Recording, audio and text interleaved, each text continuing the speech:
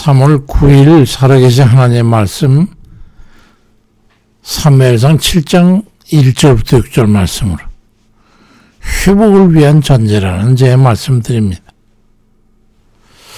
옛말에 한 번 배반한 자는 기회가 되면 또 배반한다는 그런 말이 있잖아요. 사례 연구라는 게 있어요. 역사나 개인의 삶을 갖다가 분석적으로 연구해 보면 그 민족이나 개인의 향후에 얻게 될 그 결과를 예측할 수가 있게 되는 거죠. 과거에 그와 유사한 사례와 비교해가지고 유추 해석하면은 결과가 예상되기 때문이죠. 그래서 역사서의 기록들을 보게 되면 그 속에 인간 경영을 위한 전략적 교훈이 있음을 발견하게 됩니다. 그런 예측은 개인뿐만이 아니라 민족적 단위에서도 적용되기 때문에 역사를 연구하면 대비하게 되는 거예요. 옛말의 역사를 통해 배우지 못하는 민족은 똑같은 오류를 반복하게 된다. 뭐 그런 말, 같은 경우를 말하는 거지. 그냥 결국 잘못된 역사를 반복하게 오류를 범하기 쉽다는 말이지. 예를 들어서 뭐 중국과의 수천 년에 걸친 침략, 그 전쟁과 종속의 역사나 일본과 있었던 중세 전쟁과 또 근대에 있었던 국권 찬탈 등 식민지 등 이런 비교는 예일 겁니다. 성경을 보면서 우리는 무슨 생각하십니까? 이스라엘 백성들의 그 반복되는 실패와 성공의 역사를 통해서 하나님 앞에 살아가는 하나님 백성으로서의 지켜야 될 규례와 영적 자세에 대해서 우리는 교훈을 얻지 않습니까? 그래서 아멘 하는 거잖아요. 성경 역사의 사례를 통해서 버려야 할 것과 얻어야 할 것을 구분해서 교훈으로 삼지 않습니까? 이스라엘이 우리 신앙인들의 본보기가 되는 사례이기 때문이죠. 오늘 본문 말씀은 이스라엘 백성이 우상 숭배를 하게 되면서 그들에게서 하나님의 영이 떠나고 그로 인해서 그들이 삶이 피폐해지니까 그들은 영적으로나 정신적으로나 세속적으로 아주 갈급해졌어요. 궁핍해졌단 말이죠. 집을 나간 궁핍한 탕자에게 아버지의 풍성한 은혜가 절실해졌던 것과 같은 거죠. 그때 마지막 사사이자 선지자였던 사무엘이 이스라엘 백성에게 말합니다. 사무엘상 7장 3절 이하에 사무엘이 이스라엘 온 족속에게 말하여 이르되 만일 너희가 전심으로 여호와께 돌아오려거든 이방 신들과 아스타롯을 너희 중에서 제거하고 너희 마음을 여호와께로 향하여 그만 섬기라.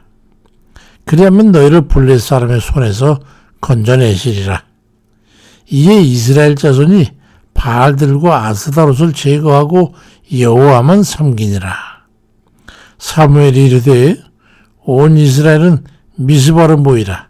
내가 너희를 위하여 여호와께 기도하리라 하며 그들이 미스바에 모여 물을 길어 여호와 앞에 붓고 그날 종일 금식하고 거기에서 이르되 우리가 여호와께 범죄하였나이다 하니라 이 말씀되어 있습니다. 우리도 마찬가지입니다. 은혜 가운데 살던 이들이 은혜에서 떠나서 헐벗은 영혼으로 광야 같은 세상에 이 광막함 속에 서게 될 때 우리가 하나님께로 돌아가겠다는 그런 생각이 미치지 않습니까? 그나마도 없답니다. 그건 더 이상 말할 불행이 없겠지만요. 헐벗고 굶주린 탕자가 아버지 집에 하인으로라도 돌아가야겠다고 하는 그런 마음을 갖게 되는 것처럼 말이죠. 그게 꼭 있어야 되는 거죠. 아버지와 아들 간의 불화를 벗어나서 친화관계를 회복하기 위해서는 꼭 전제가 있어야 돼요. 사무엘상 7장 3절에 보니까 사무엘이 이스라엘 온 족속에게 말하여 이르되 만일 너희가 전심으로 여호와께 돌아오려거든 이라고 하는 그 전제를 사무엘이 달고 있어요. 탕자가 아버지 집에 나갈 때 마음대로 나갔다고 들어올 때도 마음대로 들어올 수 있는 그런 거 아니잖아요. 반겨 맞아줄지 거부되고 쫓겨날지 알 수 없기 때문이죠. 사무엘하 14장 이하에 보면은 그 다윗 왕의 아들인 압살롬이 형 암논을 죽이고 외국으로 도망갔는데 몇 년이 지나면서 다윗 왕의 마음에 아들에게 기울드니까 요압에 의해 아주 설득돼서 귀국하게 되긴 했죠. 그렇지만은 잘잘못에 정리가 되지 못하고 그냥 유야무야 집으로 보내버리게 되니까 압살롬이 집에 있으면서 엉뚱한 잘못이라든가 이런 깨닫지도 못하고 말이죠. 반역을 하게 돼가지고 다윗 왕정이 흔들리게 됐던 거잖아요. 압살롬의 사죄와 다윗의 징계와 용서 등의 어떤 그런 조치가 있고 나서 사함의 선포가 있어야 왕자로서의 위상을 다시 재용해한다든가 또는 아니면 죄에 대한 징계로 종결이 돼야 되는 것인데 그냥 흐지부지 돼버리니까 위계가 무너지게 된 거예요. 죽을 죄를 지었던 왕자가 기가 살아난 거예요. 그렇게 되면 또 같은 배반의 우를 범할 수 있기 때문에 죄에 대해서는 맺고 끊는 결단이 꼭 필요한 겁니다. 마찬가지로 하나님께로 돌이키고자 하는 이스라엘 백성에게 사무엘이 몇 가지 전제를 제시합니다. 첫째는 하나님 외에 섬기던 이방신들을 제거하고 오직 여호와 하나님만 섬겨라. 그러니까 그 백성이 다 그대로 행했습니다. 두 번째는 속죄와 회개를 위해서 금식과 간구를 통해 깊이 깨닫고 속죄 제물을 하나님 앞에 들여서 제사를 드리고 세 번째는 죄를 인정하고 자복함을 해서 재차 죄를 반복하지 않을 것임을 선언합니다. 은혜를 회복하는 데는 하나님의 공의에 대한 정의가 이루어져야 돼요. 첫째는 죄에 대한 단절입니다. 죄에 대한 단절은 어떻게 됩니까? 회개를 전제로 하죠. 죄로부터 돌이키지 않고서는 죄의 사유함을 얻을 수가 없는 거예요. 그렇다면 기도가 들어지지 않게 되거든요. 죄로 인해서 하나님과의 사이가 막히는데 무슨 기도가 되겠어요? 그럼 믿음이라고 할 수가 없죠. 알고도 짓는 죄, 무의식적으로 자신이 의식하지도 못한 채 짓는 죄, 그런 게 있잖아요.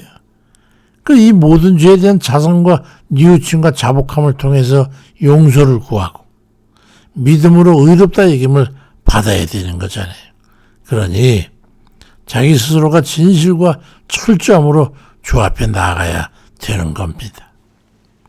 시편 32편 5절에도 내가 이르기를 내 허물을 여호와께 자복하리라 하고 주께 내 죄를 아뢰고 내 죄악을 숨기지 아니하였더니 곧 주께서 내 죄악을 사하셨나이다 이 말씀하고 있습니다. 이 사죄의 단계가 불확실해가지고 흐지부지게 되면 배반의 행위가 또 반복되게 되는 거예요. 또 죄를 짓고 뛰쳐나가는 거란 말이에요. 두 번째는 죄를 회개하고서는 겸비함이 있어야 합니다. 죄를 뉘우치고 돌이치고 재범하지 않겠다고 결단한 마음을 갖다 어떻게 그걸 잡냐 이 말. 스스로 내가 지금 이랬으니까 잘해야지, 조심하고 조심해야지, 이런 그런 마음과 실제 행동의 자세가 있어야 되는. 그래야 하나님 앞에 사람 앞에 수긍이 되는 거 아니겠어요? 요시야 왕 때 성전에서 발견된 주의 말씀의 기록을 본 왕과 백성이 그걸 보고서 크게 겸비하니까 열왕기하 22장 19절에 내가 한 말을 네가 듣고 마음이 부드러워졌어.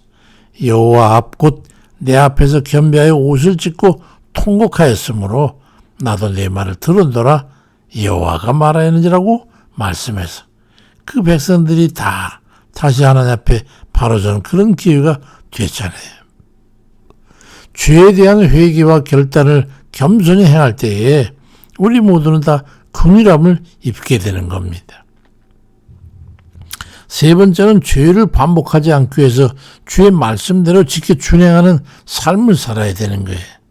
회개하고 나서 그다음 또 나가서 금방 죄를 저지르고 그건 안 되잖아요.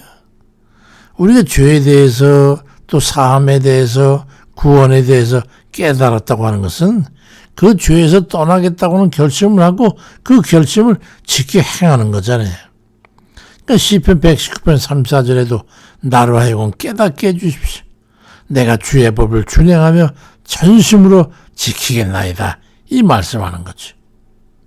우리가 주와 함께하는 삶을 살아가는 것은 단 한시도 그 단절이 있어서는 안 돼. 끊어짐이 없어야 되는 거예요. 죄가 중간에 끼면 끊어지는 거예요. 그러기 위해서 죄가 우리와 하나님 사이에 끼어들지 못하게 해야 됩니다. 세상을 사랑하는 마음과 삶에 이끌려가지 않도록 해야 되는 거예요. 어쩔 수 없이 늦어졌다 할지라도 깨닫는 바가 있다면 지체 없이 제자리로 돌아가야 되는 거예요. 늦지 않아야 합니다. 밖에 나가 있을 때 만약에 우리가 부르심을 잊게 되면 우리 운명은 도대체 어찌 되는 겁니까? 항상 최상의 믿음에 있도록 회개함을 소홀히 하지 말고 항상 우리의 심령 상태를 겸비함으로 우리 자신을 늘 돌아보고 늘 주의 말씀을 지켜 행하는 그런 귀한 그런 이들 되시기를 주의 이름으로 축원드립니다. 아버지, 우리의 나약함과 부족함을 아시는 주님, 우리가 지금 죄로 해서 주님과 사이를 내었을 때 성령께서 우리를 부르심으로 돌이키라고 돌아오라고 수도 없이 말씀하시 깨닫지 못해서 좀 돌이키지 못하는 저희 어리석임일 때가 얼마나 많은지요. 세상 깨닫고 보면 아버지 소름이 돋습니다. 우리의 죄를 해결하지 못하고 우리 주 앞에 바로 서지 못하면 만약에 우리가 그때 주님의 부르시면 우리 어찌할까? 아버지 끔찍한 생각이 들 때가 얼마나 많은지요. 주여 우리에게 지금 같은 정결한 마음 주시고 주님 앞에 늘상 겸비하는 그런 마음을 주셔서 하나님 앞에 잘못된 것은 바로바로 주님 깨끗이 정결함 받는 회개가 있어야 되고 그래서 다시 마음을 추스려서 또 어쩌면든지 주님 말씀대로 살고자 하는 그런 결단에 이제 행동이 있어야 될 줄로 믿습니다. 아버지 그 발걸음을 인도해 주시고 깨달을 수 있도록 성령의 깨우침을 허락해 주옵소서. 세상 삶이 얼마나 힘든지요. 아버지 살면 살수록 삶이 어렵다는 것을 다시 한번 깨닫게 됩니다. 오히려 주님 깨닫니 부족하지 않도록 도우셔서 아버지의 인도하심과 도우심으로 우리가 지금 삶에 있어서 승리하고 악한 막에 대해서 대적하여 승리하고 우리 하나님 앞에 믿음으로 승리하는 그런 저희들에게 아버지 인도해 주세요. 오늘도 주님 우리 모두와 함께 하셔서 조금도 부족하지 않게 하시고 우리가 약해서 넘어지는 것이나 마귀에 휘둘리지 않도록 도와주옵소서. 예수 그리스도의 이름으로 기도드립니다. 아멘입니다.